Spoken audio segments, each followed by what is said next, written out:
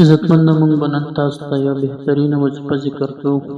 د کومو ملګرو چې کاروبار وي او نوي کاروبار یې شروع کړی وي، د هغوی لپاره مونږ یوه بهترینه مجربه وظیفه راوړې ده.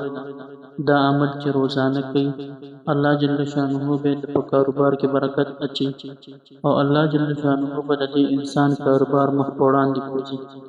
څنګه تاسو ته په سکرین باندې دغه وظیفه ښکاري چې نوی کاروبار څوک شروع کړي، د هغې نه مخکې دا آیتونه مبارک چې روزانه 141 مرتبه دا انسان وي، نو انشاءالله الله جل شانه به په رزق کې کوشادګي راولي او کاروبار به الله جل شانه په ترقۍ باندې مخ په وړاندې بوځي.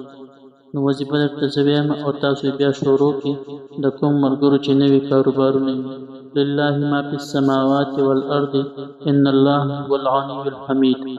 د دې نه مخکې او وروسته درود شریف چې دا وویل شي، که 3 ځلې که 5 ځلې که 7 ځلې وي او د هغې نه وروسته دې وظیفه شروع کړي او د وظیفې نه وروسته دې بیا درود شریف ووایي، الله جل شانه به د ده کاروبار مخ په وړاندې بوځي. په رزق کې بیا الله جل شانه برکت واچوي.